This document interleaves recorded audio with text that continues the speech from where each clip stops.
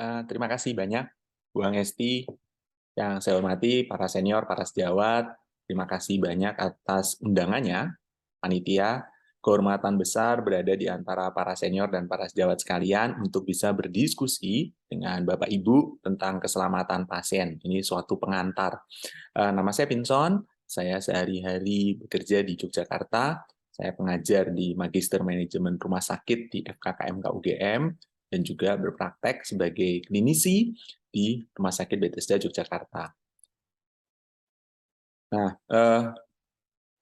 ini menjadi sesuatu yang sangat penting dan sangat menarik ya, apa yang Bapak Ibu, para senior dan para sejawat coba lakukan hari ini dan beberapa hari ke depan itu merupakan suatu tren di seluruh dunia di mana interprofessional collaboration dan interprofessional education selama kurang lebih 10-15 tahun belakangan ini menjadi sesuatu yang sangat banyak dibicarakan dan sangat banyak diteliti. Kenapa? Karena orang menyadari bahwa kolaboratif care itu adalah sesuatu yang akan menghasilkan outcome yang lebih baik. Ada seorang pasien di sini. Seorang pasien ini akan mengalami perjalanan, ya, mulai dari masuk ke rumah sakit sampai kemudian dia keluar dari rumah sakit. Di masing-masing tahapan, di masing-masing hari dari perjalanannya, dia akan menjalani aktivitas-aktivitas. Aktivitas diagnosis, aktivitas terapeutik, ya. Kemudian juga ada fisioterapi pada kasus-kasus tertentu, ada konsultasi gizi. Nah, yang terlibat di dalam pelayanannya bukan hanya satu profesi, ada dokternya, ya, ada registered nurse-nya, ada perawatnya, kemudian ada dietitian-nya, ada fisioterapisnya, dan sebagainya. Nah, tentu pelayanan yang kolaboratif akan menghasilkan pasien ini sebagai pusat. Inilah yang lalu kita sebut sebagai the patient center care. Nah, nanti di masing-masing aktivitasnya, pasien ini akan didampingi oleh masing-masing petugas atau pemberi asuhan daripada pelayanannya. Sampai kemudian dia mencapai tujuan. Tentu perubahan dari kondisi pasien itu membuat seringkali perjalanan ini menjadi tidak mulus, ya. Kalau ini kita meramalkan ya sebagai sebuah clinical pathway misalnya kita meramalkan, oh Bapak Ibu akan dirawat kurang lebih 5 hari gitu, tapi hari ketiga, hari keempat ada komplikasi, kemudian perburukan kondisi sehingga seringkali itu tidak tercapai. Nah, poin penting dari slide ini sebenarnya adalah collaborative care. Kenapa ini menjadi penting? Karena orang menyadari bahwa ada laporan yang terbit kurang lebih tahun 2000 dari IOM, lalu kemudian diperbaharui ini beberapa tahun yang lalu, bahwa ternyata kesalahan medis itu merupakan penyebab kematian nomor 3. Ini di Amerika Serikat. Orang itu meninggal akibat penyakit jantung, kemudian cancer, lalu yang ketiga adalah medical error. Artinya apa? Jumlah ini adalah jumlah yang sangat besar, ya. Jumlah yang sangat besar bahwa kematian akibat medical error itu adalah sesuatu yang nyata. Bagaimana dengan kita di Indonesia? Kita di Indonesia tidak punya data, ya, tetapi common sense mungkin angka ini tidak terlalu jauh berbeda dengan kita di Indonesia. Nah, Bapak Ibu, para senior dan para sejawat yang saya hormati, kalau Anda cermati, maka medical error itu bahkan lebih tinggi jumlah kematiannya dibanding kecelakaan bermotor dan juga breast cancer. Artinya apa? The burden of disease, ya, beban sakitnya itu adalah nyata. Ya. Kesalahan medik, ya, ambil contoh misalnya pasien masuk kemudian salah transfusi, ya, timbul reaksi transfusi yang fatal sehingga sampai berujung pada acute kidney injury atau bahkan kematian. Ya. Kemudian lupa menanyakan riwayat alergi obat, diberikan obat, terjadi shock anafilaksis, lalu berakhir juga kepada kematian. Ya. Atau miskomunikasi, ya, komunikasi yang tidak tepat membuat obat tidak tersampaikan dengan baik, muncul efek samping, muncul adverse event, lalu sampai juga kepada kematian. Atau pasien tidak dikenali risikonya, ya, pasien ini tidak dikenali risikonya sebagai pasien yang memiliki risiko tinggi untuk jatuh, sehingga dalam perawatan kemudian pasiennya jatuh, lalu kemudian yang terjadi adalah juga perburukan kondisi. Nah, fakta ini adalah dari evidence, artinya this is real, ini adalah nyata, dan saya yakin di rumah sakit Bapak Ibu juga pasti akan ada beberapa kejadian-kejadian medical error. Ambil contoh, mengapa itu terjadi ya? Kalau kita lihat di rumah sakit ya, itu ada proses yang sangat kompleks. Ya, ambil contoh lah dalam hal penggunaan obat ya. Dalam penggunaan obat ini kita akan ada 4 tahapan. Yang pertama ya, pertama ada yang melibatkan dokter misalnya, mulai dari prescribe ya, meresepkan prescribe ya, sampai kemudian resep tadi itu ditranscribe ya, dibaca oleh teman-teman apoteker ya, kemudian dispense, teman-teman apoteker itu mempersiapkan, lalu kemudian diberikan ke bangsal, lalu di administrations ya. Jadi kalau Bapak Ibu para senior dan para sejawat cermati, maka mulai dari tahapan itu ya sudah ada data-data tentang error ya. Mulai dari peresepannya mungkin. Dokter misalnya meresepkan dengan dosis yang salah, atau dokter memberikan resep di mana obat tadi ternyata berinteraksi dengan obat yang sudah dikonsumsi oleh subjek ini sebelumnya. Ya, kemarin saya berterima kasih sekali pada Dr. Setio dan tim dari farmakologi. Saya diajak untuk berdiskusi tentang interaksi obat, dan ternyata dari hasil diskusi kami kita sepakat bahwa itu adalah nyata, angkanya itu sangat banyak dan seringkali kita lupakan, atau bahkan seringkali kita nggak tahu ada interaksi. Nah, sehingga apa yang mau dikembangkan oleh teman-teman di farmakologi misalnya dengan sebuah aplikasi itu menjadi sesuatu yang kita tunggu. Kenapa? Karena ternyata digitalisasi ya, persepan elektronik, rekam medik elektronik, kemudian juga aplikasi-aplikasi, alat bantu atau yang kita sebut dengan clinical decision support system, dari berbagai penelitian itu terbukti menurunkan angka kejadian error. Nah, tulisan tadi yang ditulis oleh dokter dicoba ditranscribe oleh teman-teman di farmasi. Nah, itu juga ada error ya, tulisan tidak terbaca, nama obatnya mirip ya, membingungkan. Ini tulisannya obat yang mana gitu ya, sehingga ada kemudian transcribe error juga. Dokternya ditelepon tidak bisa, mau diklarifikasi tidak bisa gitu ya. Lalu kemudian obat tadi dispense ya, diambil. Nanti Bapak Ibu para senior dan para sejawat akan mendapatkan isu misalnya mirip ya, lasa ya. Kemasannya itu sama, antara yang dosis 0,5 sama 1 itu sama. Yang harusnya diberikan 0,5 diberikan yang 1 miligram ya. Akhirnya overdose itu. Lalu kemudian sampai kepada administer ya. Administer juga ada kemungkinan error di sana ya. Pak, kita di Indonesia itu punya pasien yang namanya sama ya. Yang namanya Pak Budi, yang namanya Pak Joko, itu mungkin banyak sekali. Artinya apa? Bisa saja dalam satu kesempatan kunjungan poliklinik itu ada beberapa Pak Budi atau ada beberapa Pak Joko. Ya. Artinya apa? Ada kemungkinan itu tertukar. Demikian juga di bangsal. Ya. Transfusi atau obat yang harusnya diberikan kepada Pak Joko yang menderita perdarahan saluran cerna, akhirnya diberikan kepada Pak Joko yang tidak menderita perdarahan saluran cerna. Dia masuk karena sakit lain. Nah, maka bahkan terjadi reaksi transfusi yang fatal. Nah, demikian juga obat. Ya. Ini beberapa kali kejadian ya. Nanti kita akan diskusi tentang near miss. Beberapa kali kejadian orang namanya sama, menunggu untuk di apotek rawat jalan, kemudian pada waktu dipanggil dia melihat obatnya lalu mengatakan, oh ini bukan obat saya gitu, karena dia adalah seorang penderita penyakit kronik ya.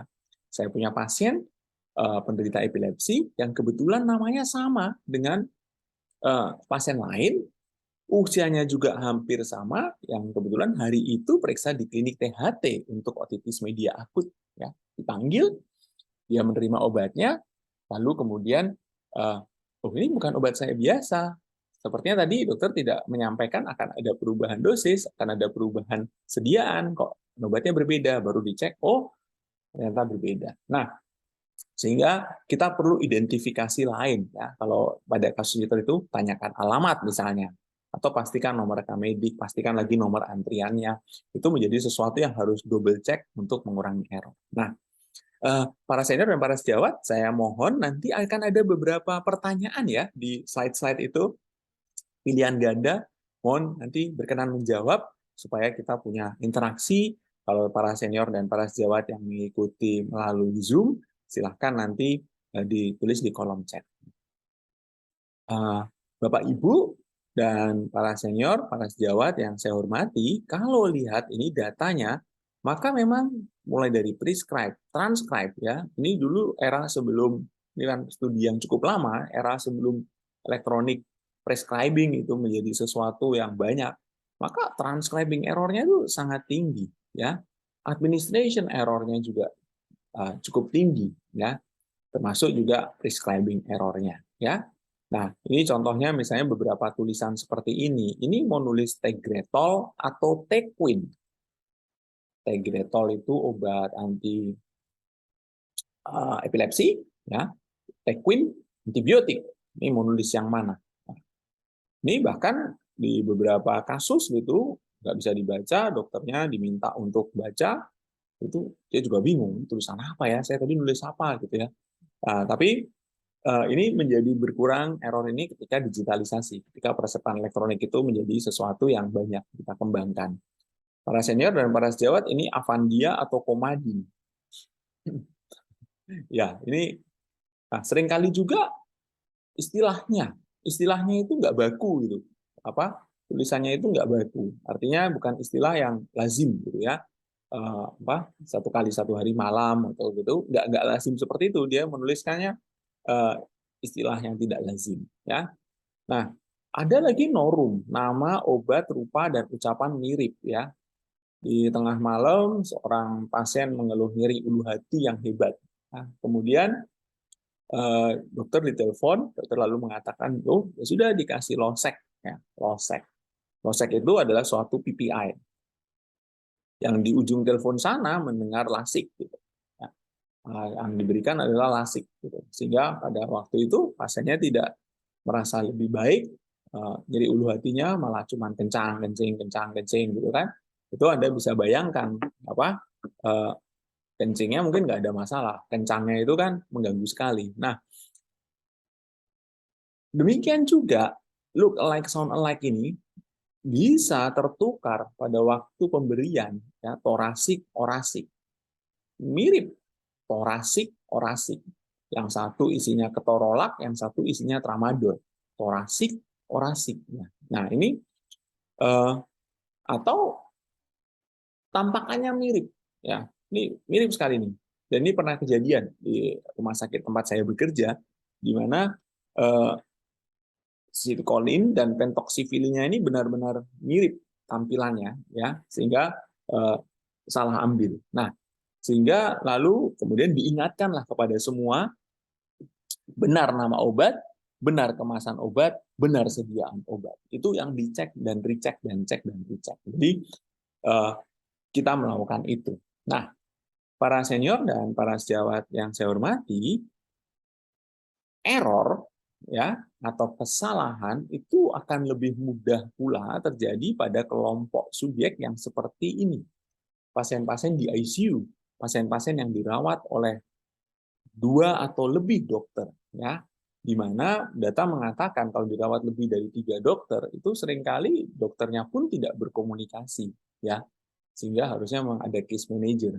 Dokternya tidak berkomunikasi, tidak saling membaca tulisan, akhirnya apa yang terjadi?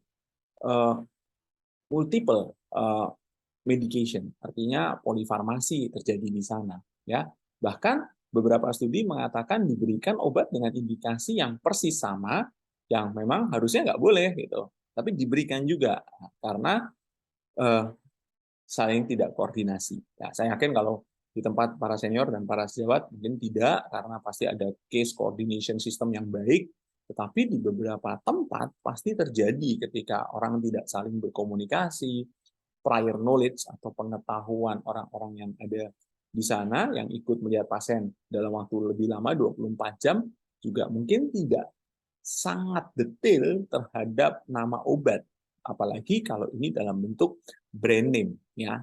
Nah, kalau bentuk brand name, jadi yang satu dokter misalnya, ya udah saya kasih brand A gitu, yang satu memberikan brand B gitu, padahal ini isinya sama persis, ya. Memang dengan tujuan yang sama, menolong pasien, tapi ketika diberikan sama persis, tetap diberikan pada pasien, maka mungkin kita akan mendapatkan dosis yang lebih dari yang seharusnya. Nah, celakanya lagi, pasien seperti ini adalah pasien-pasien dengan gangguan komunikasi, pasien-pasien yang intubated, gitu ya, pasien-pasien dengan penurunan kesadaran, sehingga speak up atau bagian dari menyampaikan apa yang dia rasakan, apa yang dia keluhkan itu menjadi hilang. Nah, ini adalah faktor risiko kejadian error. Nah, kalau kita bicara tentang kenapa sih terjadi gitu ya, maka kita harus bicara kondisi laten. Nah, kondisi latennya itu apa gitu? Apakah rumah sakit tempat kita bekerja, apakah organisasi pelayanan tempat kita bekerja itu adalah organisasi yang memang aware ya terhadap error, terhadap patient safety. Ada banyak studi yang mengatakan bahwa ketika diminta mengisi tools, ya kami di Magister Manajemen Rumah Sakit di FKKMK UGM itu pernah membuat penelitian ketika ada tools untuk bagaimana sih kita melihat rumah sakit ini nih melek error nggak, melek patient safety nggak. Itu ada beberapa di mana memang organisasi tadi bukanlah organisasi yang menempatkan patient safety itu above all. Padahal kan harusnya itu above all, ya, di atas semuanya. Itu yang dari zaman dahulu Bapak kedokteran kita Hippocrates itu mengatakan bahwa primum non nocere. Primum non nocere. First do no harm. Yang pertama kali itu jangan membuat kondisi menjadi lebih buruk akibat daripada perbuatan kita. Ya, first do no harm, ya. Nah, lack of safety culture, kurangnya kultur keselamatan. Nah, ini menjadi penting dan saya sangat mengapresiasi yang panitia kerjakan hari ini. Kenapa? Karena studi juga mengatakan lebih baik diajarkan dari awal daripada merubah. Ya, jadi it's better to teach from beginning than you change the adult ones gitu. Jadi lebih mudah mengajarkan ini dari awal, menanamkan konsep ini dalam bentuk IPE, ya interprofessional education, lalu kemudian di reframing lagi pada waktu interprofessional collaboration, daripada nanti kita sudah harus merubah orang-orang yang sangat established gitu ya, orang-orang yang sudah punya konsep yang sedikit banyak berbeda untuk memasukkan konsep-konsep baru, ya. Nah, ambil contoh misalnya tadi, kita mengatakan, oh kita harus digitalisasi, ini mengurangi error, ini mempercepat waktu tunggu, ya, ini meminimalkan kejadian kesalahan gitu. Tapi organisasinya mengatakan, oh nggak perlu, nggak usah, wong gini aja, pasien sudah cukup. Nah, itu bagian dari kondisi-kondisi laten. Ya. Lalu yang juga berkontribusi kepada error tadi adalah di mana kita bekerja di lingkungan di mana itu sangat high risk, ya, itu. Lalu kita akan bekerja dengan orang-orang baru, ya, di mana orang-orang baru tadi masih dalam proses belajar sehingga seringkali knowledge, skills itu masih dalam proses penyempurnaan. Di sisi lain kita kadang nggak punya informasi yang cukup, ya. Pasiennya datang dibawa tidak sadar, keluarga yang ditanya tidak tahu, itu punya riwayat alergi, tahu, saya nggak serumah, gitu ya. Nah, seringkali eh, error itu terjadi karena kita nggak punya informasi yang cukup, ya. Nah, yang paling penting yang kita lakukan hari ini, ya, terima kasih banyak panitia, adalah teamwork. Ya. Studinya mengatakan komunikasi itu adalah akar masalah dari error. Nah, sehingga teamwork yang baik yang dibangun bahkan dari awal dari proses pendidikan itu menjadi sesuatu yang harus dikerjakan. Nah, nanti akan ada yang sleeps and lapses gitu, orang yang sangat capek, kita sangat capek, pasiennya banyak, ya rasio jumlah petugas dan pasien tidak seimbang gitu, sehingga kita melakukan error akibat dari sleep and lapses. Ambil contoh kalau sleep and lapses itu Bapak Ibu kalau berkendara gitu ya, Anda saking capeknya gitu tiba-tiba tertidur sesaat gitu. Itu juga terjadi ya. Itu juga terjadi. Nah, artinya rumah sakit itu pernah dikomplain ya pada waktu seorang dokter kebidanan gitu ya, pasiennya banyak banget, orang yang sangat baik ya, orang yang sangat baik eh, di jam 11 malam gitu dia sesudah melakukan pemeriksaan dengan sangat teliti gitu, tapi dia sleep ya. Jadi apa?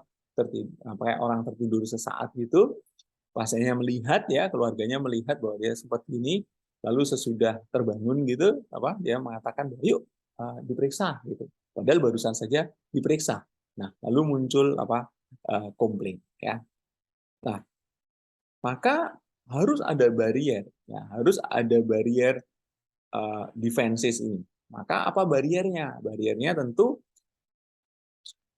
bagaimana dilakukan double check ya, bagaimana farmasis kita melakukan apa review ya, kemudian double check, double check, double check gitu. Ya, kalaupun ada accident, nah ini yang juga nanti di IPE harus menjadi yang benar-benar ditekankan adalah kalau ada insiden report. Ya, kenapa? Yang dibangun adalah kultur yang kita sebut no blame culture. No blame culture. Apa arti daripada no blame culture? Adalah kultur yang tidak menyalahkan. Insiden itu dilakukan oleh orang-orang yang baik, yang kebetulan pada waktu itu ada pada suatu sistem yang failure. Saya yakin di rumah sakit kita tidak ada orang yang dengan sengaja mengatakan bahwa saya akan tinggalkan kasa ini di dalam perutnya. Kan tidak ada. Atau saya akan sengaja masalah masukkan transfusi ini pada bapak ini. Kan tidak ada orang seperti itu. Yang ada adalah orang-orang yang baik, yang bekerja dengan niat yang tulus, tetapi pada saat yang sama kebetulan saja itu ada pada sistem yang mungkin berjalan kurang pas. Nah, itulah sehingga reporting itu menjadi salah satu yang penting. Kenapa? Kalau kita tidak report, kita tidak lakukan analisis, bagaimana kita mau memperbaiki sistemnya? Nah, sehingga reporting ini harus ditekankan di dalam proses pendidikan bahwa kalau teman-teman melihat ada error, ya, maka report menjadi sesuatu yang penting, ya. Nah, dan ini kultur ini dibangun, artinya no blame culture tadi harus dibangun, ya. Di awal-awal penerapan ini, saya ingat pada waktu itu traksi yang salah, ya. Pasien stroke masuk dengan fracture kolum femur, ya, di sisi yang parese, dia stroke lama, gitu dia datang fraktur kolum karena jatuh pada waktu latihan fisioterapis. Apa yang terjadi? Ya, dilakukan traksi gitu. Ternyata traksinya kebalik, yang ditraksi itu tungkai yang apa? Berbeda. Kebetulan subjeknya ini adalah pasien stroke yang mengalami gangguan komunikasi, afasia, sehingga dia tidak bisa speak up gini. Weh, sikilnya udah sing kui gitu, dia nggak bisa bilang gitu gitu. Nah, lalu pada waktu saya visitor, yang ditraksi kok yang ini ya, saya bilang gitu. Bukan yang ini harusnya nih. Coba yuk lihat fotonya, kita lihat, kita double check, oh bukan. Nah, akhirnya diganti. Nah, pada waktu awal-awal dulu, bahkan orang yang melakukan traksi itu oh jangan dilaporkan. Enggak, ini harus dilaporkan. Artinya apa? Supaya komunikasi di waktu mendatang harus lebih baik. Persyaratan-persyaratan, misalnya kita harus double check fotonya, melihat lagi instruksi, itu harus lebih baik. Nah, itu adalah tujuan dari improve the system, improve the process, improve the practice, dan no blame culture. Nah, gambaran seperti ini, para senior dan para sejawat yang saya hormati, kita bilang itu adalah SUSIS model. Ya, kita akan punya masing-masing barrier di masing-masing tahapan tadi, supaya mencegah error itu terjadi.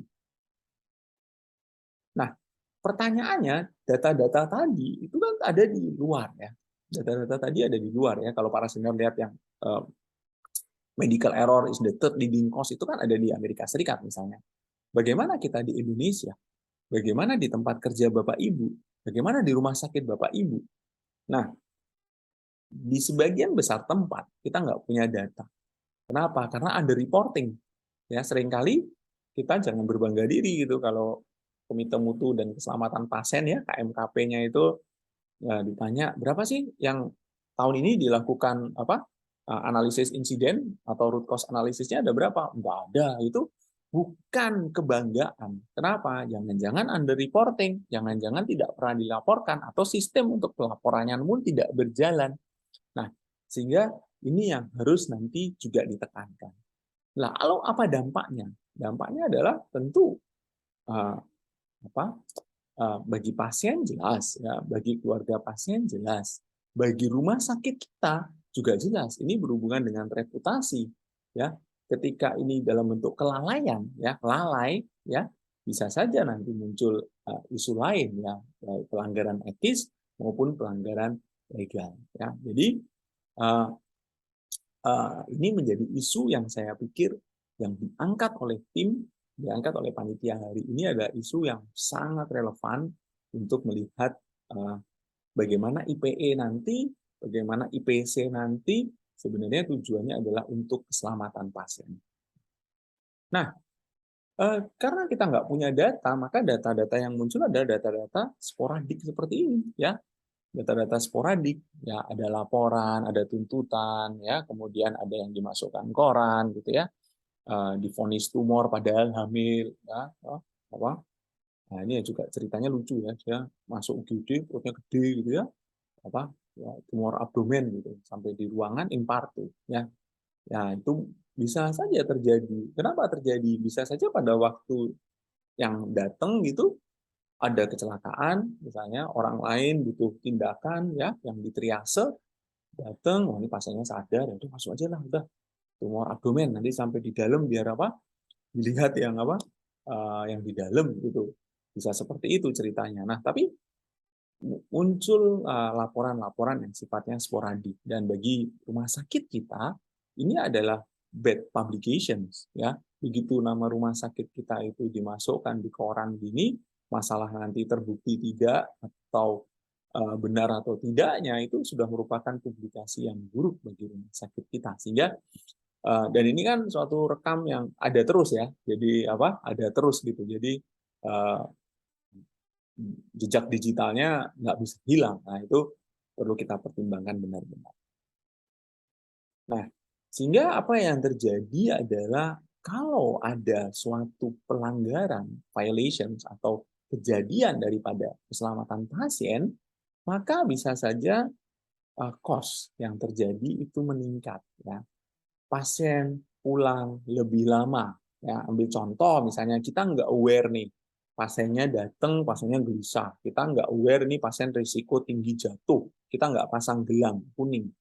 Akhirnya apa? Pada waktu perawatan, keluarganya pamit sebentar, bangsal penuh, pasiennya jatuh. Pasiennya masuk dengan stroke, jatuh, fraktur. Akibatnya apa? Lama rawat inap menjadi lebih panjang. Ya, ada dampak pada pasiennya, dan bagi rumah sakit, kalau gini misalnya di dalam proses pelayanan kita menganut pada fixed cost, ya, misalnya di tarif inasi bijisnya, maka tentu ini akan mengurangi efisiensi, ya.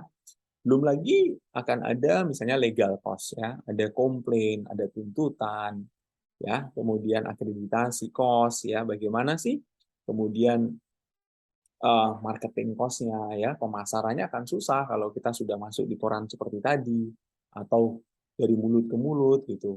Nah, jangan berubah di sana, itu susah nanti untuk tim pemasaran juga. Nah, termasuk kalau ada komplain, ada tuntutan, maka Bapak Ibu rumah sakitnya tentu akan mengeluarkan sumber daya yang lebih, ya, minimal sumber daya waktu dan tenaga untuk menghadapi hal-hal tersebut. Jadi ini menjadi tantangan tersendiri, ya. Nah, salah satu sumber bacaan yang saya yakin sampai saat ini relevan adalah yang diterbitkan tahun 2011, 1691 tentang keselamatan pasien di rumah sakit. Ya, jadi berbagai istilah itu ada di situ, lalu nanti kemudian termasuk penjelasan-penjelasannya. Nah, apa sih definisi dari keselamatan pasien? Ya, keselamatan pasien itu adalah bebas dari cedera aksidental, ya, cedera yang terjadi akibat daripada bagian dari pelayanan, ya, bukan sebagai bagian dari penyakitnya, ya. Jadi cedera yang timbul akibat bagian dari proses dan struktur pelayanan, ya, keselamatan pasien. Seorang pasien misalnya menjalani pemeriksaan radiologi dengan kontras, ya, gitu. Lalu kemudian pada waktu setelah disuntik kontras dia mengalami acute kidney injury, ya, maka itu bagian dari keselamatan pasien karena acute kidney injury-nya terjadi akibat pemberian kontras atau kontras related, gitu. Seorang pasien menjalani proses injeksi, lalu kemudian dia mengalami shock anafilaksis, maka ini adalah bagian dari cedera eksidental. Nah, seorang pasien kebetulan mengalami operasi yang salah, yang dioperasi harusnya yang kanan, tapi yang dioperasi adalah yang kiri. Ini ya bagian dari keselamatan pasien. Jadi cedera eksidental. Nah, untuk manajemen keselamatan pasien, yang paling penting dan paling utama sebenarnya adalah identifikasi. Identifikasi itu adalah mencoba mengidentifikasi terutama adalah kelompok-kelompok high risk. Kelompok-kelompok yang sudah diketahui memang memiliki risiko lebih tinggi. Maksudnya pemasangan gelang misalnya, pemasangan gelang merah yang ditulisi alergi obat. Nah, ini jelas. Artinya dengan pemasangan gelang merah alergi obat, pada waktu nurse, karena tugas jaganya berganti-ganti gitu ya, pada waktu teman-teman nurse mau memasukkan obat, gelang merah tadi dilihat kembali, oh alergi terhadap komponen A, B, dan C. Ya, identifikasi pasien dengan risiko jatuh, ya, pasien dengan gangguan kesadaran, pasien yang gelisah, geriatri, risiko jatuh, pasang gelang kuning. Berarti kita mengidentifikasi high risk group, high risk kelompok yang high risk. Lalu kalau terjadi, ya kita sudah kerjakan semua, terjadi, maka yang penting adalah membangun kultur untuk mau lapor. Ya, pelaporan ini menjadi sesuatu yang penting. Kenapa? Kalau nggak ada yang lapor, kita nggak akan pernah bisa improve the system. Kita selalu berpikir bahwa everything is okay gitu ya, segala sesuatunya baik-baik saja gitu, rumah sakit kita nih baik-baik aja, proses pendidikan kita nih baik-baik aja. Padahal sebenarnya ini adalah fenomena gunung es di mana di bawah itu sebenarnya sangat banyak tapi selalu ditutupi. Nah, ini nggak boleh. Jadi bangunlah kultur untuk no blame culture. Ya. Kalau sudah terjadi analisis akar masalah, ya kenapa sih ya seorang suster memasukkan transfusi yang salah? Ya kenapa? Gitu. Nah, analisis akar masalah. Gitu. Pertanyaannya bukan siapa dulu, gitu ya, tapi mengapa? Oh, bangsanya penuh, yang jaga cuma 2. Nah, ini ya. Kebetulan ada pasien yang namanya sama. Pada waktu dimasukkan, saya tidak bertanya kembali karena di sana ada pasien yang juga membutuhkan bantuan dengan segera. Nah, ini analisis akar masalah. Dengan mengidentifikasi tadi, maka kita langsung bisa menangkap supaya ini tidak terjadi lagi di masa depan. Apa yang harus dikerjakan? Jangan-jangan staffing-nya. Ya, jangan-jangan komite keperawatannya perlu memikirkan tentang staffing gitu ya. Atau rumah sakit perlu memikirkan tentang staffing ya. Rasionya benar-benar harus dipenuhi, misalnya seperti itu. Atau kemudian dibangun misalnya sistem identifikasi yang lebih baik. Kalau ada 2 orang dengan nama yang sama, misalnya bednya harus dijauhkan atau diberi penanda khusus, gitu. Atau dibangun suatu sistem identifikasi sebelum memasukkan obat atau transfusi dengan check and recheck, check and recheck. Ya. Nah, ini analisis akar masalah. Dengan mengetahui akar masalahnya, maka kita bisa mengambil langkah-langkah yang tepat. Bisa saja kita itu membuat analisis proaktif yang kita sebut dengan Failure Mood Effect Analysis, FMEA. Kalau yang ini RCA, Root Cause Analysis. Kalau yang ini FMEA. Kita mengidentifikasi, mulai misalnya ambil contoh ya, mulai dari persiapan sampai kemudian pasien itu dapat obat kan ada tahapannya. Nah, dari tahapan tadi kita melihat ada nggak kemungkinan failure. Nah, lalu kemudian kita buat modusnya. Modus itu kemungkinan frekuensinya, ya, min, median, modus. Modusnya dibuat, bukan modus modus niat itu bukan, modus itu yang terbanyak gitu ya. Kita buat tuh frekuensinya. Lalu kemudian mood effect. Kalau ini terjadi, efeknya apa? Nah, lalu nanti mood and effect ini yang paling sering dan dampaknya paling buruk itu kita lihat, lalu kemudian kita analisis. Sehingga dalam proses tadi kita akan bisa mengidentifikasi mana sih yang paling high risk, mana yang risikonya paling besar di dalam proses ini. Nah, itulah yang kita coba perbaiki. Ya, ini kalau analisisnya proaktif. Hasil dari tadi dilaporkan kepada pimpinan unit kerja untuk dilakukan rencana tindak lanjut. Dan ini adalah PDCA, Plan, Do, Check, Action. Plan, Do, Check, Action. Artinya ini adalah proses yang selalu berkesinambungan untuk selalu menjalankan continuous quality improvement. Jadi, ini menjadi sesuatu yang berkesinambungan, yang tidak berhenti di satu tahapan. Nah, para senior dan para sejawat yang saya hormati, Bapak Ibu, maka error di rumah sakit itu pada prinsipnya terbagi menjadi error of omission, tidak melakukan yang seharusnya. Error of omission itu tidak melakukan yang seharusnya. Harusnya cuci tangan, dia nggak cuci tangan. Harusnya nanya alergi obat, dia nggak nanya alergi obat, gitu ya. Error of commission, melakukan tapi dengan cara yang tidak seharusnya. Jadi dikerjakan gitu, tapi caranya nggak benar gitu ya. Itu dua error tadi. Nah, biasanya sih salah obat ya, salah orang, pasien yang A mendapat obatnya pasien B, pasien yang B mendapat obatnya pasien C gitu ya. Pembedahan salah prosedur, nah ini juga data-datanya. Dan ini kan terjadi sebenarnya karena tidak ada identifikasi awal ya, bahwa ini adalah pasien yang benar, ini adalah prosedur yang benar, dan apakah semua yang harusnya disiapkan sebelum irisan pertama itu sudah kita siapkan. Jadi yang tadi kami cerita tentang yang mastoidektomi yang salah misalnya, itu pada waktu datang operatornya kan pasien sudah ditidurkan, daerah operasinya sudah dibersihkan, lalu kemudian dipasang dup gitu ya. Apa yang terjadi ya pada waktu itu kita nggak lagi mengecek, dia tidak lagi mengecek, lalu kemudian saya yakin ketika telinga itu dipasang dup ini nggak kelihatan apa-apa, maka mungkin telinga kanan dan telinga kiri itu akan menjadi agak sedikit susah untuk diidentifikasi ini yang kanan atau yang kiri ya. Lalu pasien jatuh ya, ini juga harus dipertimbangkan karena banyak sekali kejadiannya, lalu infeksi nosokomial. Ini yang juga harus ada sistem untuk pelaporan itu. Nah, ada beberapa dampak. Dampak yang pertama adalah near miss atau kejadian yang tidak diharapkan, nyaris cedera, kejadian tidak diharapkan, lalu sentinel. Ya, nyaris cedera, kejadian tidak diharapkan, lalu sentinel. Yuk, ini ada kuis nih. Mulai ada kuis. Bapak Ibu, para senior dan para sejawat nih jawabannya apa nih? A, B, C, D, atau E? Tolong nanti berkenan bagi yang ikut Zoom, dijawab di kolom chat. Bagi yang ikut di auditorium, mohon berkenan untuk menjawab dalam hati atau bisa berdiskusi dengan teman di sebelahnya, gitu ya. Seorang perawat salah masukkan transfusi darah, ya. Sebelum tetesan dimulai, salah seorang rekan perawat menyadari kesalahan dan transfusi batal diberikan. Kejadian di atas termasuk A, B, C, D, atau E.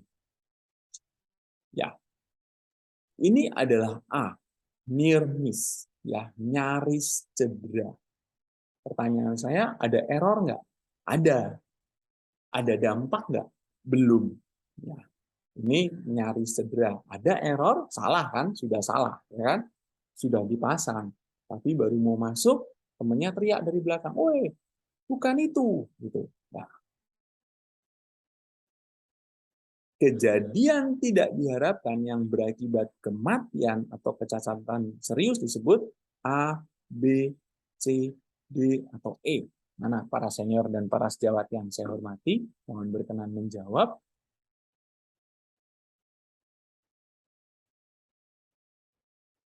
Nah, ya, ini kita sebut adalah sentinel.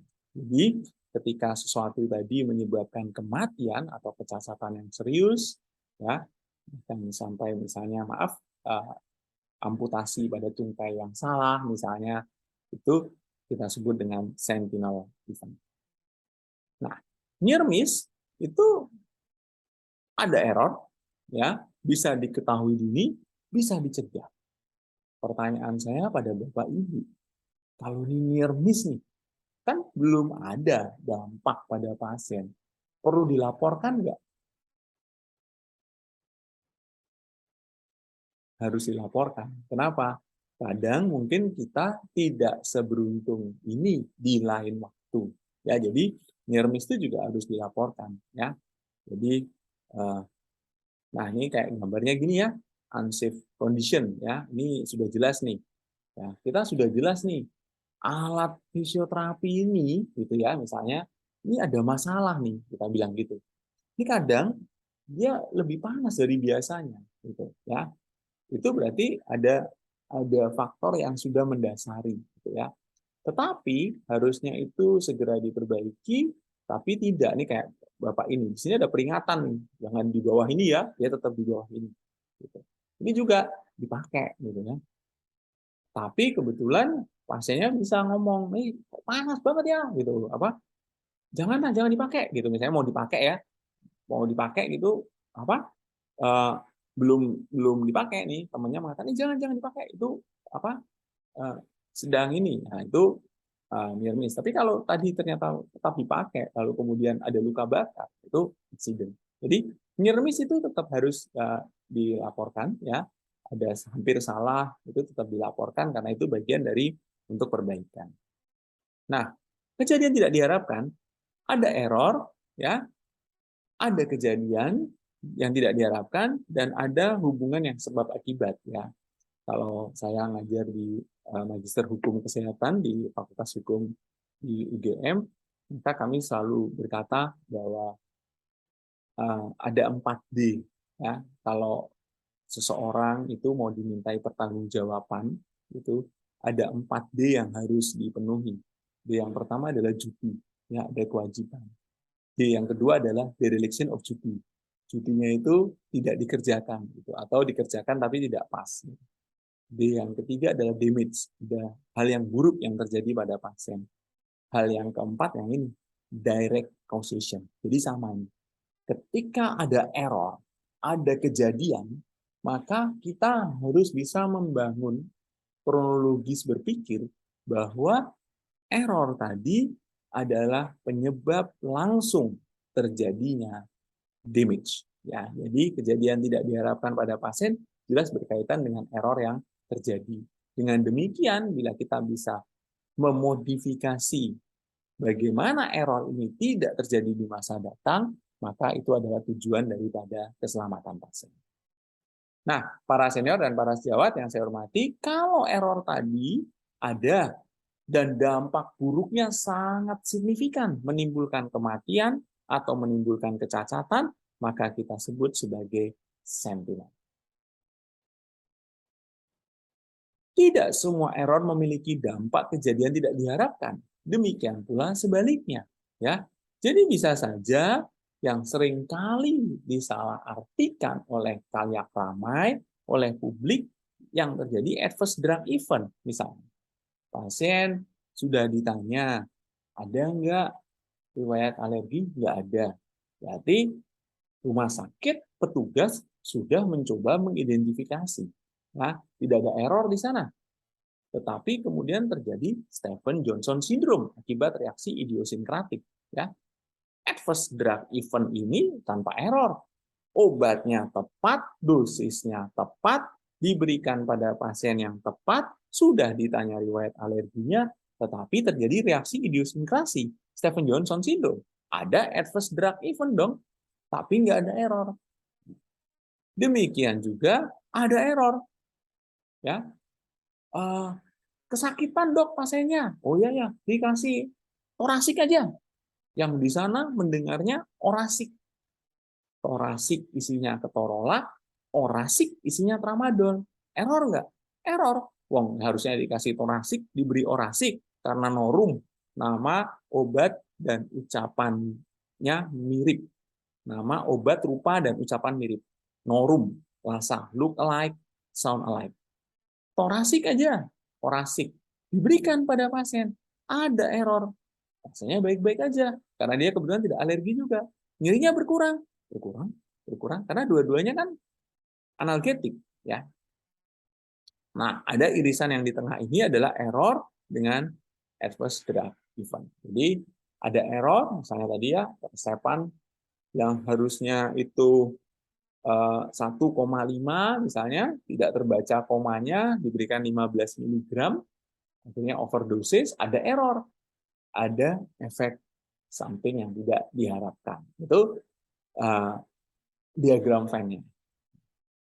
Nah, ini tadi ya akan ada faktor laten. Nah, yang ini yang terima kasih pada panitia ya, bahwa yang kita kerjakan hari ini adalah bagaimana kita mencoba membangun kultur keselamatan pasien yang nanti diterapkan bukan hanya pada orang-orang yang sudah bekerja, tetapi mungkin pada level pendidikan bersamanya atau pada level kolaborasi interprofesinya. Nah, ini suatu yang sangat baik ya.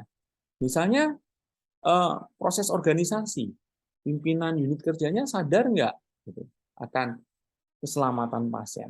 Ya, ada nggak sistem mengatakan bahwa beban kerjanya ini harus diukur, rasionya harus jelas, rasio jumlah petugas dan pasien harus dipenuhi, ya. Lalu kemudian persepan misalnya yang belum digitalisasi, ya, atau rekam medik yang belum terintegrasi, keputusan manajemen, ya, tenaga, budaya, ya, termasuk budaya mungkin maaf ya menutupi ada error, wah nggak usah lapor, diem aja, gitu. Itu juga adalah faktor laten, ya. Nanti ada faktor kontributor, ya, lingkungan misalnya.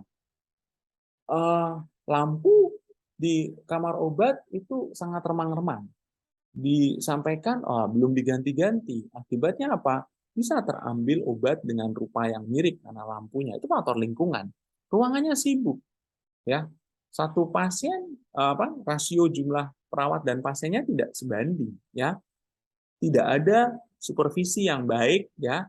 Kita ada orang-orang baru, ya, ada nurse baru gitu yang mungkin belum sangat berpengalaman untuk kasus-kasus tertentu gitu. Lalu kemudian kompleksitas pasien, pasiennya datang, pasien yang nggak sadar, ya, dia tidak bisa speak up gitu ya, dia tidak bisa menyampaikan, sehingga ada faktor kontributor, ya. Lalai, lupa, ya, lalai, lupa, ya, lupa menanyakan, lalai gitu ya. Atau pelanggaran ini ambil contoh pernah kejadian itu, mau nyuntik obat anestesi lokal untuk myofascial pain gitu ya, diingatkan, kita punya nggak ya, norepinefrin, nggak usah lah, ini nggak akan ada nggak akan ada kejadiannya gitu. Ternyata shock. Nah, lupa dicek norepinefrinnya tidak tersedia di situ gitu, padahal harusnya kita harus ngecek itu, ya. Jadi ada pelanggaran atau violations, ya. Nah, kita punya pertahanan tadi yang kayak Swiss cheese model tadi ya, sehingga bagaimana pertahanan tadi itu harus kita perkuat dengan mengidentifikasi. Misalnya penelitian mengatakan kalau teman-teman farmasis klinik itu kita tempatkan di unit-unit critical area, misalnya di ICU, error persepan itu turun, ya. Kenapa? Karena teman-teman farmasis klinik inilah yang akan melihat, oh ini nggak boleh, sediaan ini nggak boleh digerus gitu. Karena kan pasiennya rata-rata pakai nasogastric tube ya. Ternyata digerus, padahal itu dia entry coated gitu atau extended release. Sediaannya itu extended release ya. Digerus. Wah, ini nggak boleh. Dia akan pilihlah sediaan yang ini gitu. Nah, itu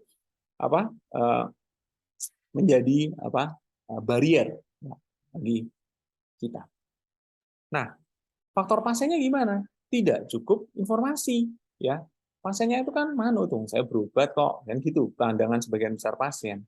Asimetri informasi ya. Ketika obat yang diberikan pada beliau-beliau ini adalah obat yang salah, obat milik pasien orang lain gitu, dia tidak punya informasi yang cukup, seringkali asimetri ya. Lalu dia tidak bisa memberikan informasi, misalnya pasien dengan usia tua, pasien-pasien geriatri dengan gangguan komunikasi, pasien demensia, pasien tidak sadar, gitu. Itu tidak mampu memberikan informasi yang detail. Bapak Ibu, para senior dan para sejawat pernah makan di restoran ya? Kita semua makan di restoran gitu, kalau kita pesan ayam goreng, yang datang ikan goreng. Kita komplain nggak? Komplain kan? Setelah habis separuh gitu, separuh, ketoknya bukan ayam. Nah, enggak ya, kita komplain. Nah, karena apa? Kita punya informasi yang simetris kan. dengan petugas. Tapi di rumah sakit kan tidak seperti itu.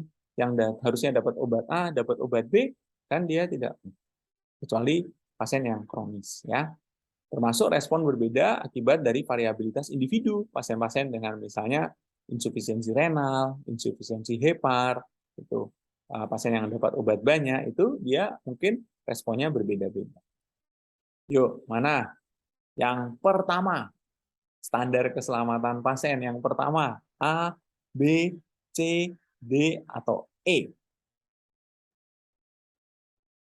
Ya, standar keselamatan pasien yang pertama adalah hak pasien. Ya, jadi 7 standar keselamatan pasien. Yang pertama adalah hak pasien.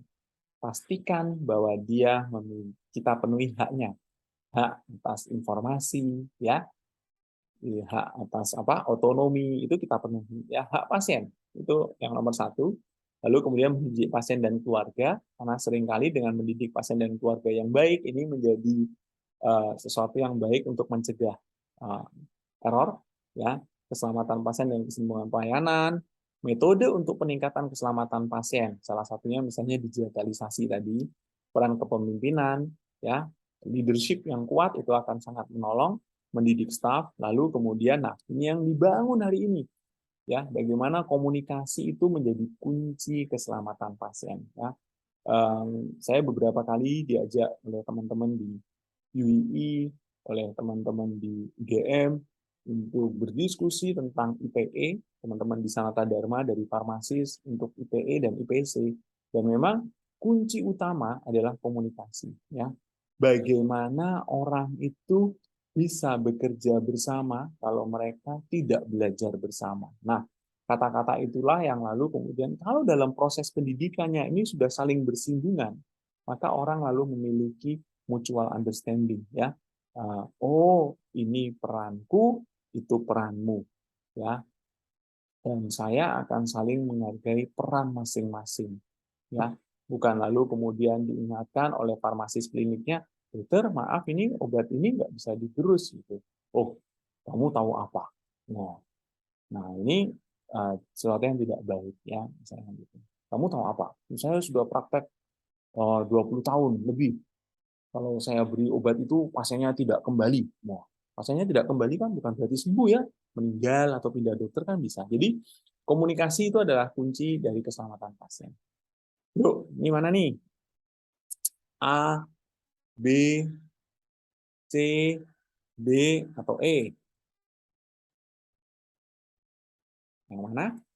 Dari sasaran keselamatan pasien. Kalau tadi yang standar, ya. Kalau yang ini adalah sasaran dari keselamatan pasien adalah, ya, komunikasi yang efektif. Ya, 6 sasaran keselamatan pasien, ketepatan identifikasi pasien, komunikasi yang efektif. Ya, jadi komunikasi yang efektif itu penting untuk dibangun, termasuk yang kita kerjakan hari ini nanti. Ya, high alert medications, teman-teman hati-hati itu, NaCl 3% misalnya, atau KCl itu hati-hati sekali. KCl itu sediaannya persis sama kayak Aquades loh, salah ambil, dibolus, bisa cardiac arrest pasiennya. Jadi ini harus menjadi sesuatu yang kita perhatikan benar.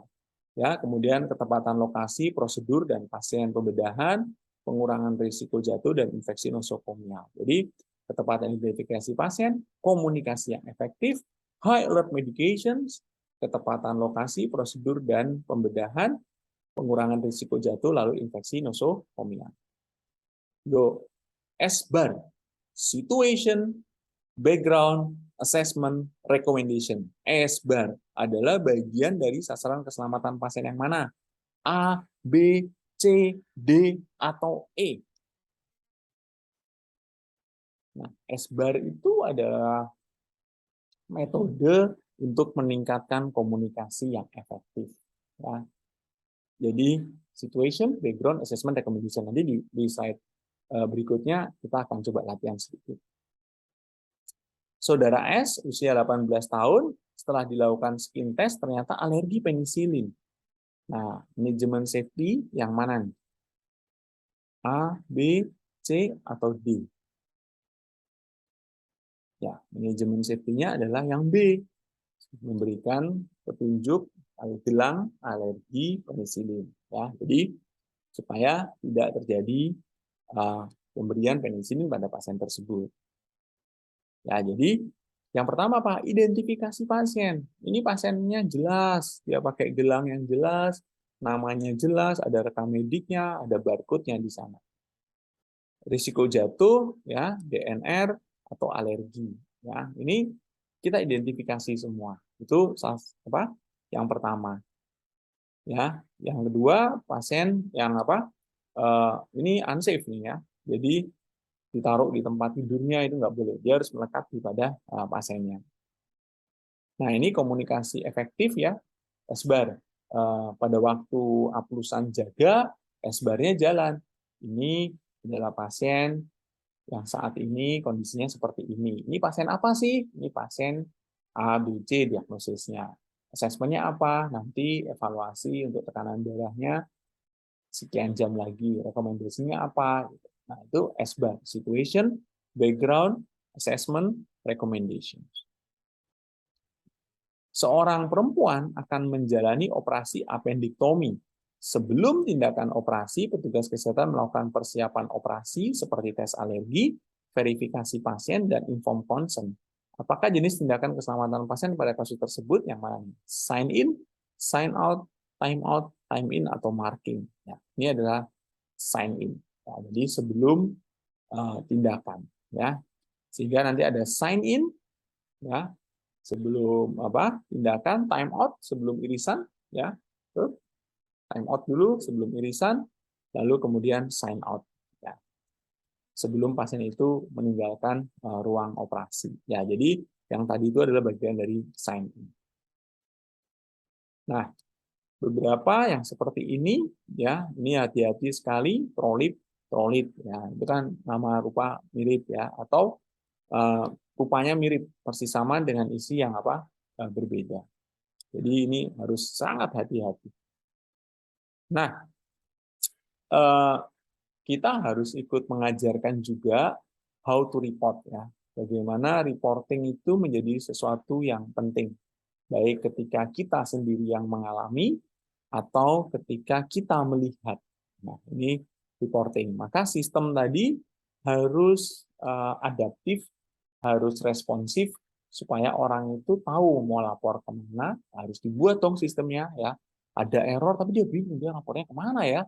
Harus ada sistem yang dibangun oleh manajemen untuk tadi tahu lapor kemana, bagaimana lapornya, termasuk bagaimana sih pelaporan itu dibuat terstandarisasi sehingga informasi-informasi yang penting itu pasti akan tercakup. Dengan demikian nanti analisis daripada insidennya itu bisa lebih baik. Nah, kalau ada kejadian, respon dulu. Respon, ya, shock anafilaksis, respon dulu, ya, dokumentasikan. Nah, setelah dilakukan, ini, dokumentasikan dengan jelas, ya, notifikasi, ya, harus lalu kemudian evaluasi, ya. Lalu dilacak dong, kenapa ya? Kenapa kok bisa ada kejadian ini? Apakah semua sudah dikerjakan atau ini murni karena faktor pasiennya? Ya, dianalisis, lalu kemudian manajemennya bagaimana, termasuk tadi untuk menilai risiko. Ya, ini yang kita sebut dengan clinical risk management, manajemen risiko klinik. Lalu dimitigasi atau bahkan ketika ini sampai kepada aspek legal. Nah, tentu dalam tahapan-tahapan ini standarisasi daripada form, ya, kemudian pencatatan yang baik, dokumentasi yang baik, pengamanan terhadap semua dokumen yang baik itu menjadi keniscayaan. Ini juga yang nanti harus masuk di dalam proses pendidikan bersama kita. Nah, ini penyebab error, ya. Load pasien, pasiennya banyak, pasiennya juga rewel, ya. Rewel itu dalam artian baik, ya. Artinya butuh tindakan atau butuh perhatian yang lebih. Staffing, ya. Staffing itu bisa dalam bentuk rasio yang kurang, misalnya, atau staff-staff yang mungkin memerlukan upgrade daripada pengetahuan. Komunikasinya seringkali tidak berjalan dengan baik, ya, sehingga salah satu cara untuk membangun komunikasi yang baik yang tadi SBAR itu ya. Lalu supervisi, ada nggak supervisi? Ya. Nah, asimetri informasi dari sisi pasien. Ya, pasiennya misalnya tidak bisa memberikan informasi yang baik, lalu pasiennya juga lupa gitu ya. Itu kan sering banget ya terjadi ya. Bu, Nji, sudah dapat obat apa? Lupa. Namanya apa, Bu? Lupa. Warnanya kuning. Cuman bilang gitu, warnanya kuning kan banyak banget obat yang warnanya kuning gitu. Jadi asimetri informasi dari pasien.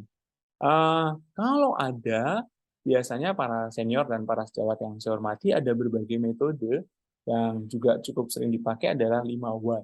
Ya, jadi biasanya pertanyaannya itu berhenti di tidak sampai atau tidak lebih dari 5 mengapa. Ya, ambil contoh misalnya salah masukkan transfusi, mengapa? Gitu. Pasiennya banyak, yang jaga cuma 2. Nah, ini kita sudah mengidentifikasi kan akar masalah yang pertama. Lalu, kenapa kok tidak baca dulu? Waduh, maaf, ambilnya buru-buru, lampunya remang-remang, lampunya nggak jelas, saya mau baca agak susah. Nah, ini kita sudah dapat lagi hal yang kedua untuk diperbaiki. Kenapa? Karena para senior dan para sejawat yang saya hormati, yang paling penting adalah improving the system. No blame culture. Yuk, mana nih yang sifatnya reaktif? A, B, C, D, atau E?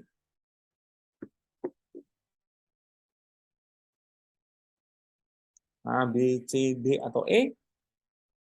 Ya, yang B, root cause analysis atau analisis akar masalah. Itu yang reaktif ya. Kalau yang proaktif itu yang ini.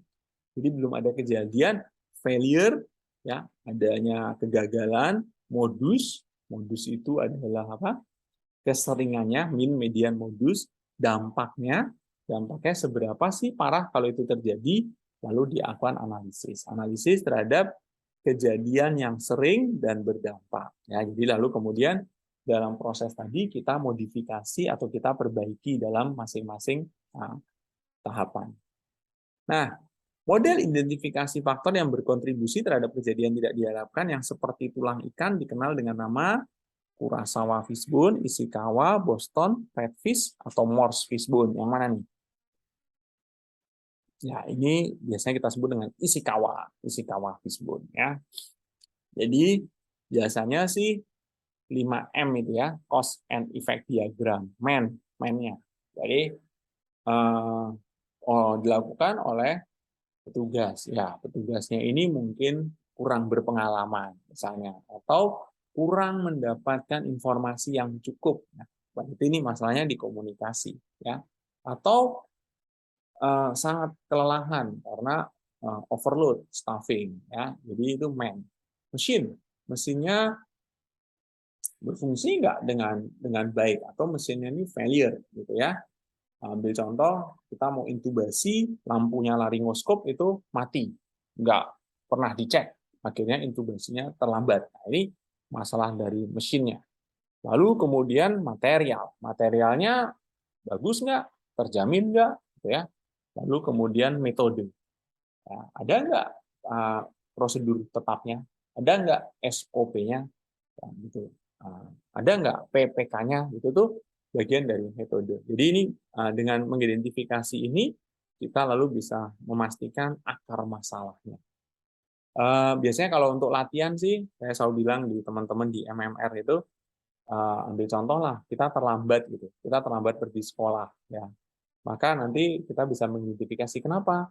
Oh, saya bangunnya telat gitu ya, bangunnya mungkin sudah tepat, siap-siapnya lama. Nah, siap-siapnya sudah tepat, bangunnya sudah tepat, motornya bermasalah gitu.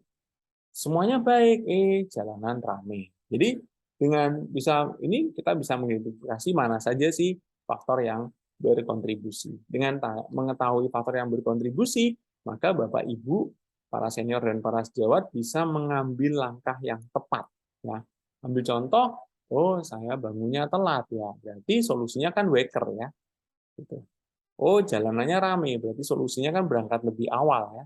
Gitu. Jadi different problem, different solution. Masalahnya yang mana? Nah, itu menjadi penting dengan kita memperlakukan Ishikawa Fishbone. Nah, Tantangannya apa? Pasien dengan kondisi medik yang kompleks, ya, misalnya di ICU. Ya, ini kan eh, pasien ini minimal nggak bisa berkomunikasi, intubasi, tidak sadar, gitu ya. Dirawat lebih dari satu dokter. Artinya apa? Ada kemungkinan duplikasi dari pengobatan, interaksi obat. Nah, yang kemarin Dr. Setio, Dr. Abida, makasih banyak. Saya diajak berdiskusi.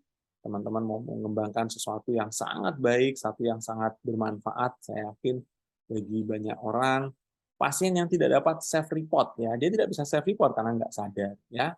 Terus memerlukan monitoring efek terapi. Nah, yang juga menjadi penting adalah komunikasi antar profesi, interprofesi. Sehingga IPE dan IPC itu menjadi keniscayaan. Jadi sesuatu yang harus kita lakukan. Nah, mengapa terjadi komunikasi yang tidak efektif? Karena tadi ya, keterbatasan interaksi para profesi kesehatan selama dalam proses pendidikan. Ya.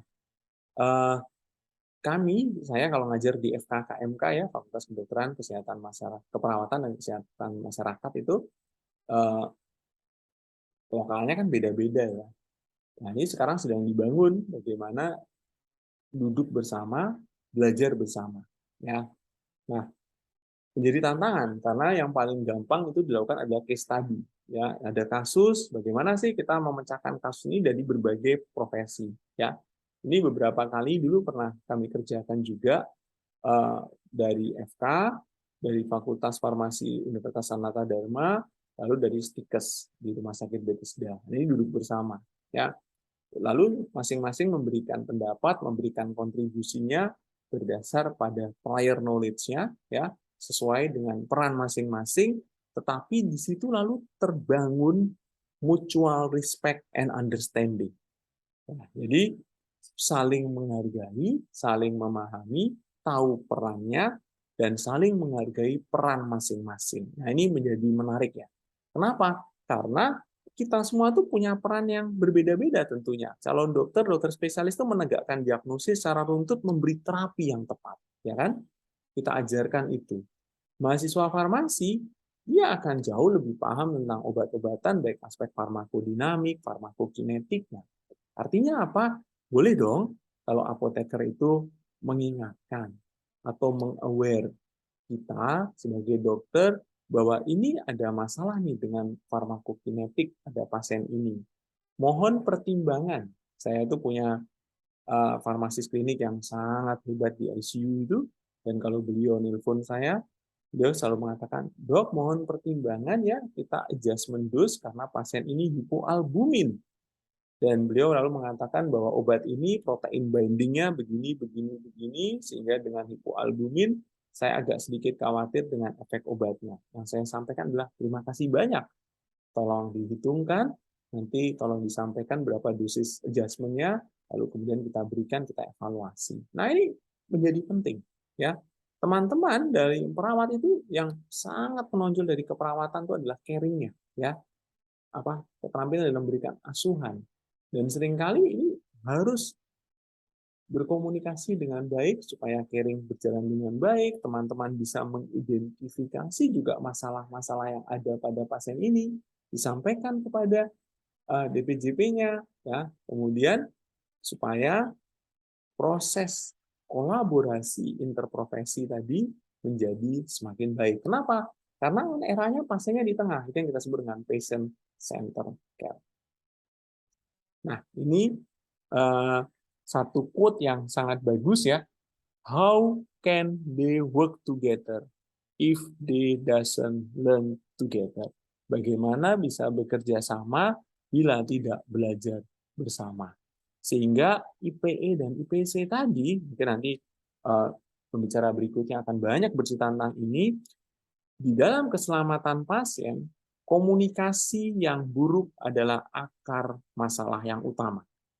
Sehingga kalau seorang petugas kesehatan saling belajar satu sama lain dengan satu dan lainnya, dan belajar dari satu ke lainnya, maka itu akan membangun sebuah landasan dari praktis interprofesi yang sangat baik dan tentu pelayanan kesehatan yang berkualitas baik. Kenapa? Karena akar masalah akar masalah utama itu adalah komunikasi. Ya, komunikasi intraprofesi dan komunikasi interprofesi. Sehingga IPC tadi, IPE tadi akan membangun budaya keselamatan pasien yang jauh lebih baik. Para senior dan para sejawat yang saya hormati, yang mana nih?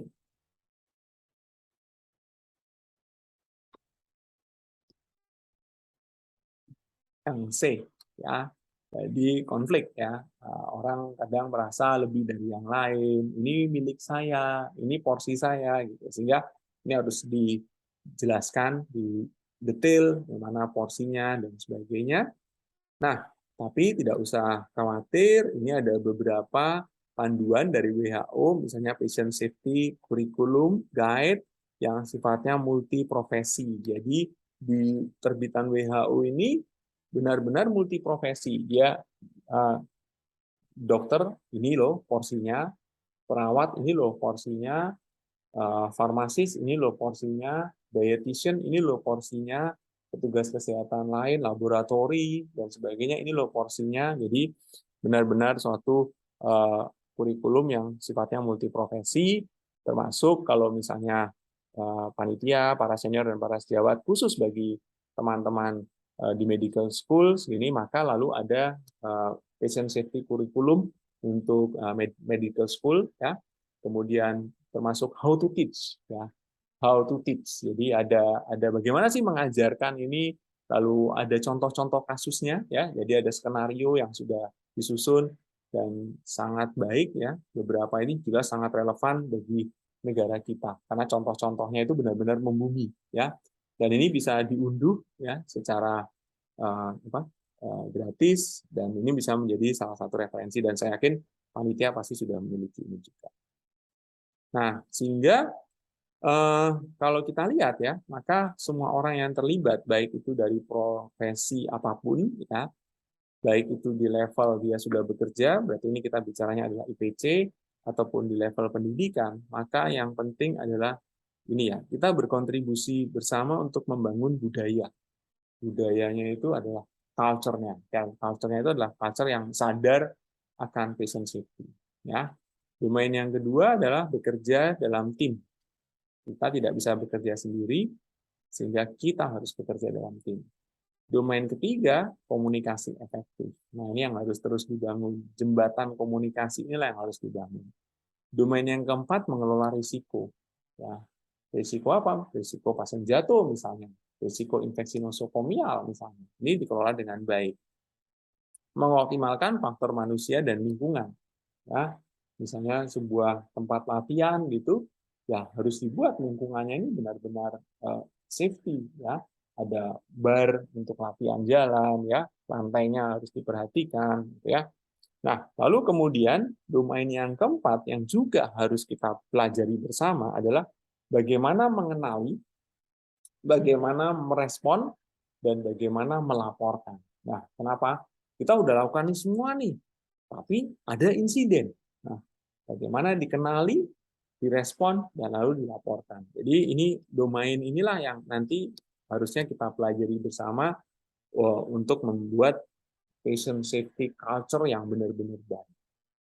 Nah, di buku-buku tadi itu sudah ada ya, sudah ada topik ajarnya ya, domain ajar pada topik belajar tadi baik di level knowledge, di level skills maupun di level attitude ya. AP-nya sudah sangat jelas, bagaimana komunikasi yang efektif, nah, ini porsinya cukup besar ya, lalu kemudian evidence-based medicine, evidence-based practice, ya, baik itu bagi teman-teman di kedokteran, evidence-based medicine, bagi teman-teman di keperawatan, evidence-based nursing, bagi teman-teman di apoteker, evidence-based pharmacist, ya. Lalu kemudian bagaimana adverse event itu harus dikenali dan dilaporkan, bagaimana praktek yang aman, bagaimana bertindak etis, termasuk yang kita lakukan adalah belajar dan mengajar. Jadi ini ada 22 topik ajarnya untuk baik di level knowledge, attitude maupun practice. Ya tentu nanti di segitiga Miller tadi kita mulai dari knows, Ya, pengetahuannya dulu, tahu bagaimana, lalu terampil nggak, gitu. Sehingga nanti biasanya di dalam kelompok-kelompok kecil bukan hanya tahu, tetapi bisa juga memperagakan. Ya, Bapak Ibu, para senior dan para sejawat yang saya hormati, sebagai kesimpulan, maka keselamatan pasien itu adalah isu utama dalam pelayanan kesehatan yang sangat relevan sampai kapanpun. Hippocrates pun mengingatkan kita, primum non nocere. Ya, jadi keselamatan pasien itu adalah tanggung jawab kita bersama.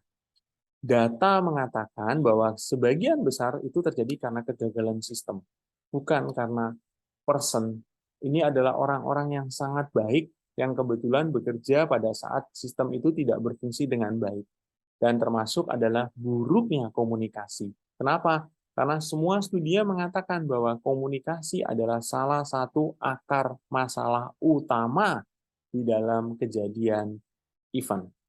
Perbaikan sistem, digitalisasi, edukasi, kolaborasi interprofesi dengan komunikasi yang baik ternyata bisa terbukti mencegah medical error. Jadi level yang dibangun mulai dari tahapan pendidikan, ketika mulai bekerja, membangun sistem komunikasi yang baik, tools yang baik, ternyata merupakan evidence yang sangat kuat untuk mengurangi kejadian error.